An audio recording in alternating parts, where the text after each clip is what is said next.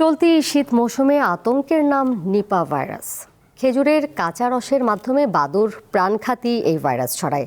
তাই খেজুরের কাঁচা রস এবং পাখি বা কোনো প্রাণী আংশিক খেয়েছে এমন ফল এড়িয়ে চলার পরামর্শ দিচ্ছেন চিকিৎসকরা। শীতকালে খেজুরের কাঁচা রস পছন্দ করেন অনেকে। সকালে নরম রোদে বসে অথবা গাছ থেকে হাঁড়ি নামিয়ে সঙ্গে সঙ্গে এই রসের স্বাদ নেওয়ার চল দেশের সর্বত্র।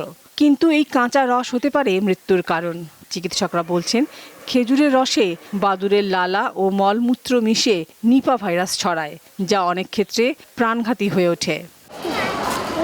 রোগতত্ত্ব, রোগ নিয়ন্ত্রণ ও গবেষণা প্রতিষ্ঠান IEDCR এর তথ্য মতে দেশের 64 জেলার মধ্যে 35টিতেই নিপাহ ভাইরাস রোগী শনাক্ত হয়েছে।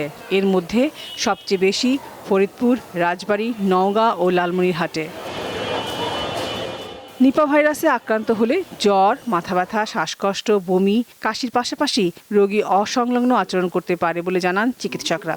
WHO বলা হয়েছে এটাকে হাই প্রায়োরিটি প্যাথোজেন, প্যান্ডেমিক প্যাথোজেনের মধ্যে এটা একটা এটার কারণ হচ্ছে এটা এখনও বলা হয়েছে জেনেটিক টু হিউম্যান, মানে বাদুড় থেকে হিউম্যান আসতেছে, কিন্তু এটা কিন্তু potentiality human two human transmission হওয়ার পটেনশিয়ালিটি আছে। এই জন্য কিন্তু এই পেশেন্টগুলোকে আমরা আইসোলেটেড করে ম্যানেজ করি। এই অবস্থায় নিজেকে কিভাবে নিরাপদ রাখা যায় জানালেন এই বিশেষজ্ঞ। অবশ্যই কাঁচা খেজুরের রস এবং খেজুর রস পরিহার করতে হবে, যেটাকে আমাদের খাবারের আইটেম থেকে এটা বাদ দিতে হবে। IEDCR এর তথ্য অনুযায়ী দেশে নিপা ভাইরাসে 2024 সালে 5 জন ও 2025 সালে 4 জন মারা গেছে।